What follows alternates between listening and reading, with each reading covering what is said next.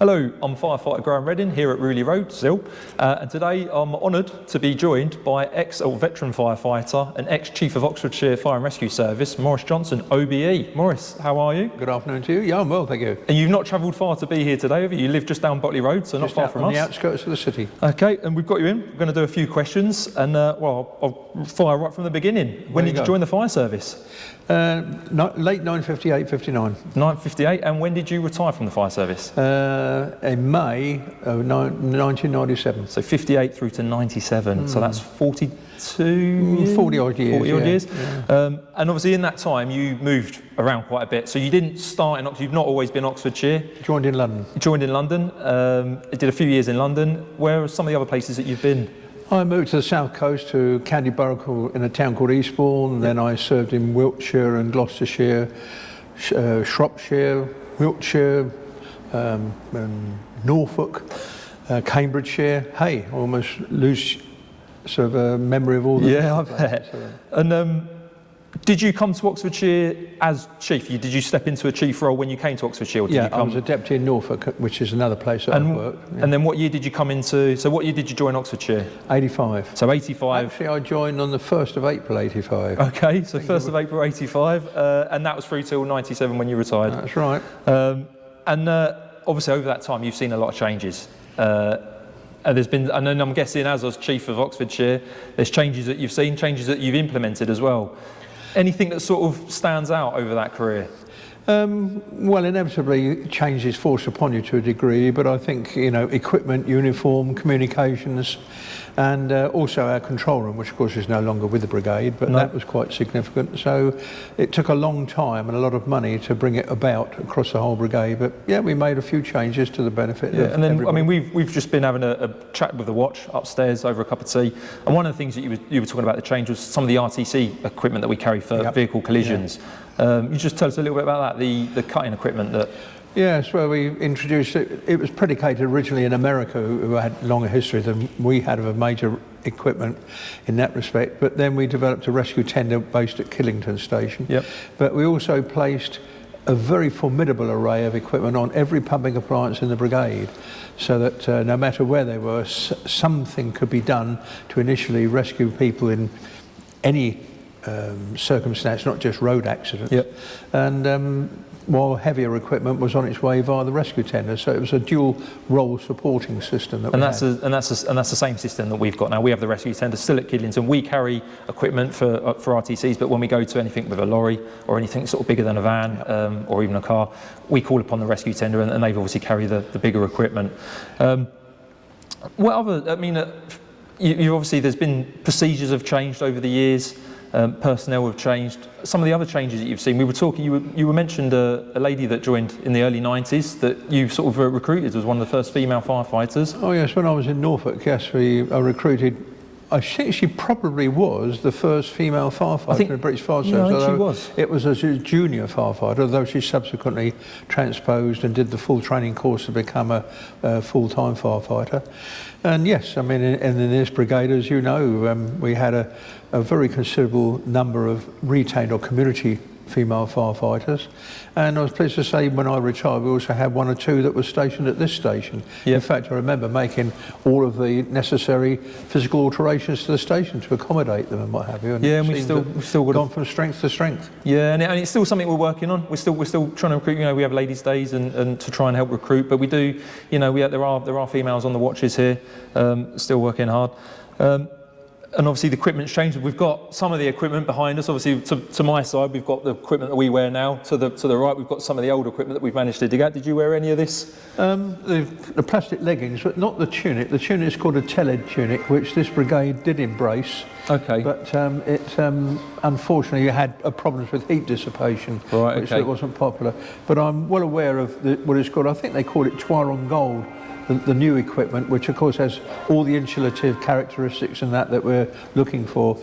And as you say, equipment-wise, I mean, things have changed out of all recognition, new materials, and of course people have now started to give a little bit more attention to studying the needs of the brigade and designing equipment to meet those needs, which in the past didn't happen. You had what you got and you made the best of it with it. Yeah, and I mean, one of the, and again, upstairs we were talking, and one of the examples we were talking was just the branches that we use. Indeed, And exactly. right in front of us, we can see one of the older branches compared to one of the branches we've got. When you were sort of saying that the fact that we can control, we can even turn on off from the branch is a massive advantage. But don't throw the old one away. The last time I saw one of those in an antique shop, it was worth about £100. Right, well, we've got a few more of them, so we'll keep hold of them. Oh well. If you have budget troubles, you know where to get some money. Yeah, we'll dig them out, give them a polish up, and off they go. So over that long career, what are some of the memorable incidents that you've been to, or events that you've taken part in? Well, as I say, in Oxfordshire, we had our sort of usual range of things. I mean, I talked about a fire in a battery manufacturing plant in Abingdon, which was quite difficult because you have the chemical overlay to it as well, yep, and all the subsequent pollution runoff and what have you. And also, Witney as a town has had its fair share of little jobs, and indeed Burford, you know, the high street there, which is full of very, very old buildings, common roof voids and things like that. And I say, when I served in Norfolk, one of the things that was particularly classic there were the huge heath fires that we used to get, which sometimes lasted shades of, we see them on the television today, but they were not new up there. And to have 40 pumps and 200 or 300 personnel working for a week was not exceptional. You know, and it was just one of those things that were wished upon us all the time. When I was more back in the times as the officer in charge of a station in Peterborough, and of course the effects of building regulations and new materials and everything have lessened the incidence of really major fires. But when I was there, we had all sorts of things, stage scenery fires, where a very large film company stored all of its scenery, and I think it put off their filmmaking for about 2 years. And what have you. And also there was a railway storage of railway records, and that went up, and I think a lot of people that hadn't paid for their tickets didn't have to pay for their tickets. But no, you get a whole range of things that you remember. And I also mentioned, of course, the only time I ever went to a serious rail accident was in Peterborough at Connington, where a number of people were killed. Very tragic. And when you see an accident like that close up, it's very, very unpleasant, and you see human distress in its absolute circumstances. What year was that? That would have been, I should think, about 1968.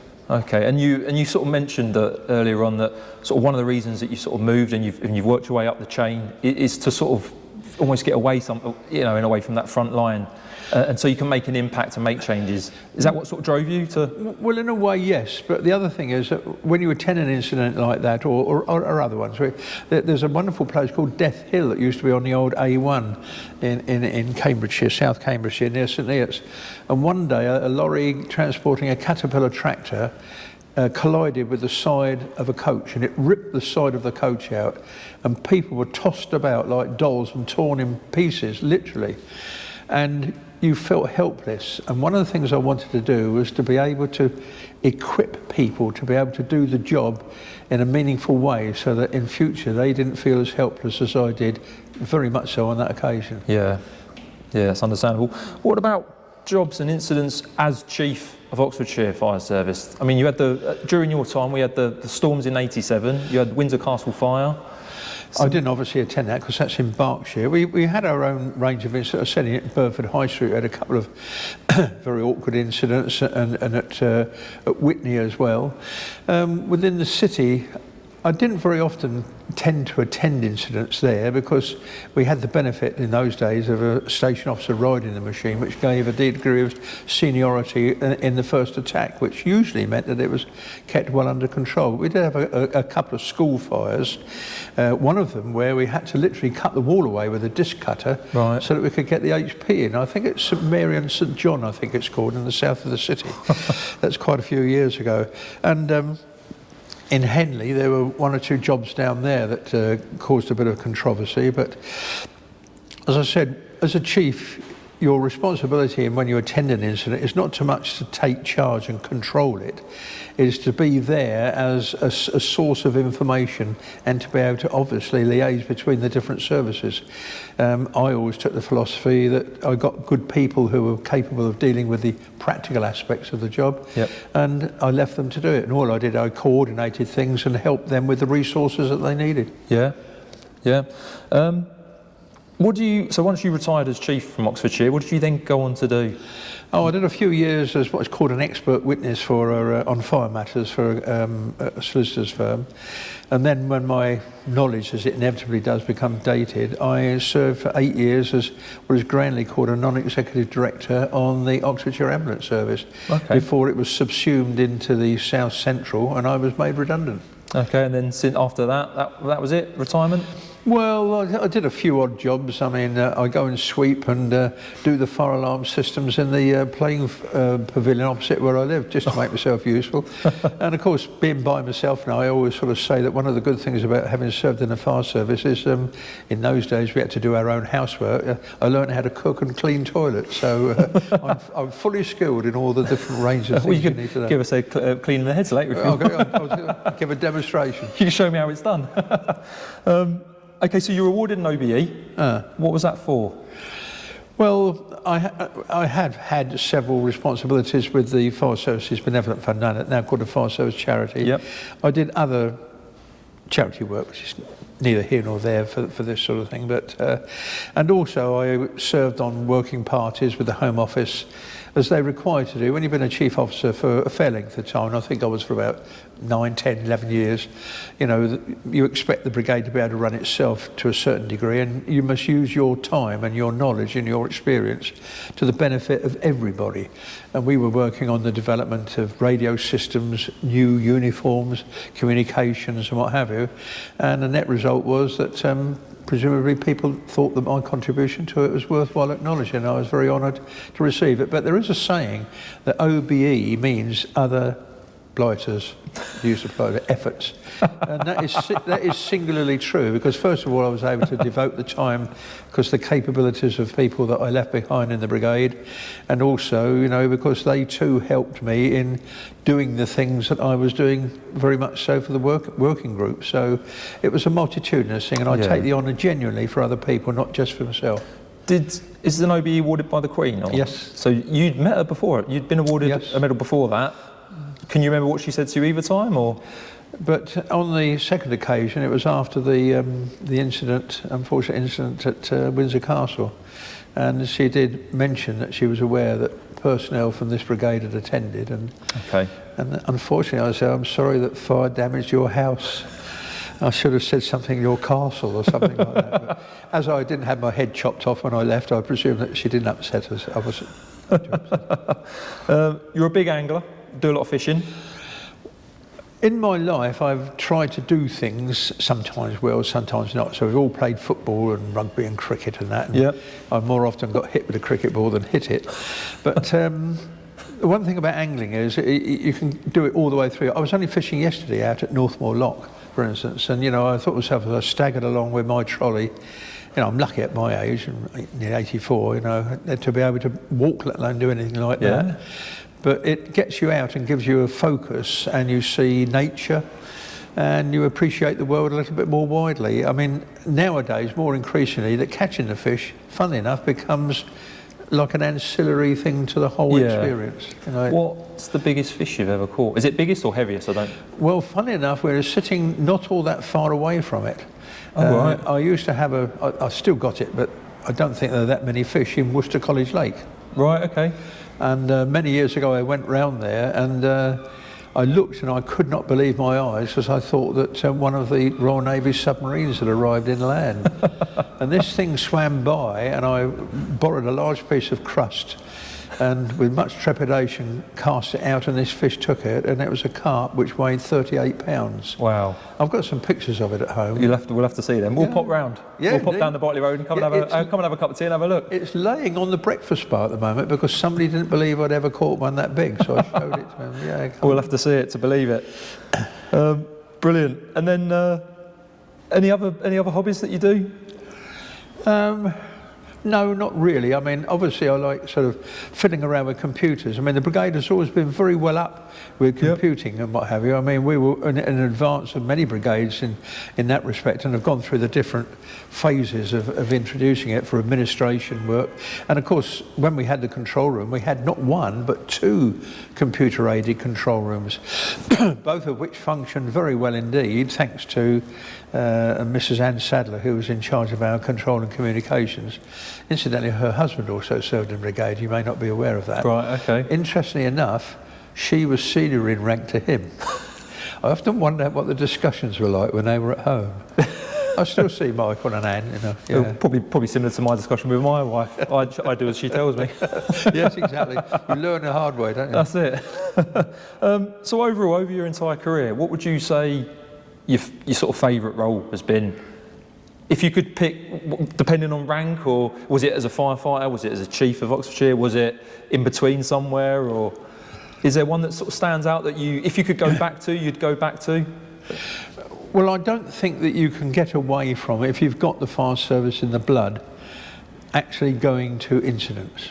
Yeah. And when I was a sub-officer, which I was at comparatively young age, 24, and I was serving in Cambridgeshire at the time, and we had a rescue tender on the station where I served, which incidentally was closed. I opened it up as a sub-officer, and I've seen the same station closed. Oh. And I really enjoyed myself there. I felt rewarded in the job that I did. But again, I was lucky that the watch that I served with were absolutely terrific. In fact, you really didn't have to give them any instructions, because you pulled up at a job, and by the time you turned around to say something, they were already doing it. Yeah. And that's experience and teamwork working. You know, you don't have to have a great I am as the person in charge. If the people are a team, then they almost instinctively know what to do. Yeah. Difficult question. What has been your favourite fire service brigade that you'd worked for, or would you rather not say? Well, I've always said in answer to that, it's the one in which I served in currently, or last, which it has to be.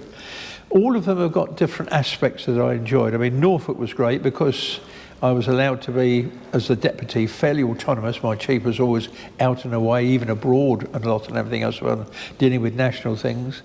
When I served in Wiltshire, which I did twice, it was a brigade that I somehow or other had an affinity for, and then I realised that when I was a very small baby in the war that I was evacuated to Marlborough, so perhaps I've got a bit of Wiltshire water in my blood. Shropshire was a delightful place to work, very much because the chief there was a person who I respected greatly, though he didn't live long after he retired. But no, all in all, the longest I ever served was Oxfordshire, because I was told by people at the Home Office that I got to get off my backside, go and take a bigger command, you know, move to Essex or to Devon or something like that, and I didn't want to. I felt that I got my roots here, I got a wonderful team of people round me, and it was an area of the country I liked greatly, so hey, if you're contented, why uproot and cause yourself problems? So the long answer to your question, truthfully, is Oxfordshire. Good answer. All right, we're going to move on to this quick fire round. Fire away. Are you ready? Yeah. Okay, so the countryside or the seaside? The countryside. Playing music or listening to music? Listening to music. A restaurant or a takeaway? Oh, restaurant. What do you like on your toast? Lime marmalade. Lime marmalade? Yeah, difficult to get nowadays. Yeah. I just had to buy some from Tiptree especially and have it delivered by Amazon. That's where you're sourcing it from. Watching sport or playing sport? 80 odd? Well, in the past maybe. In the past, I used to like playing football, but now watching. Yeah, actually, now you say I'm not a great watcher. Oh. I like to participate. Hence, as we say, I go fishing because there's something to participate on. But nevertheless, I do. I mean, I'm looking forward to the next Test match. Yep. If you had to cook the Watcher dinner, as in our watch, what would you cook us? So we obviously cook each other dinners on when we're on nights. Moroccan lamb, and I'll come down and do it for you. Yep, that's a deal. That you've saed that, and Dave's just perked up, so you're going to cook that now. Well, you call me, and I'll bring all the ingredients. We'll be in touch. We're on nights tomorrow night. Well, you let me know, I'll bring them down. Constant winter or constant summer? Oh. If my wife was alive, it would be constant summer because she was a sun worshipper. Sorry. That's all right. No, it gets me after all the years. No, she was a great sun worshipper, and of course we used to spend 3 months of the year when I retired fully in the Canary Islands. Beautiful. Although I knew somebody, it was cheap. I had a friend of mine who was he owned an apartment there. So yes, it would be constant summer, with factor 50 on, of course. Of course. Starters or puddings? Starters, I think. I'm not, contrary to all the cake you see me munch every time you tempt me, I'm not usually too much of a sweet person, but savouries I do like. Okay. Would you rather speak every language in the world or be able to speak to animals? Oh, speak to animals. Even the fish that you... Yes. Yes, or even a hedgehog that lives out the back. It grunts, but I can't understand what it's saying. It's morning. Yeah, maybe. Yeah, I never thought of that. Watch the movie or read the book? Read a book. What's your favourite day of the week? Well, all days blend into one when you're retired, as you will happily find out, and on all the rest of it. But I think Sunday still has that sort of relaxed aspect about it. Sure. And then the final question, if you were trapped in a vehicle, would you rather firefighters from the past or firefighters as present firefighters? Oh, present every time. To the rescue. No, present every time. Brilliant. That's it, Maurice. That's all the questions I've got you. Thank you so much for coming down and speaking to us. My pleasure. Thank you for hosting me. And we'll be back soon. Thank you.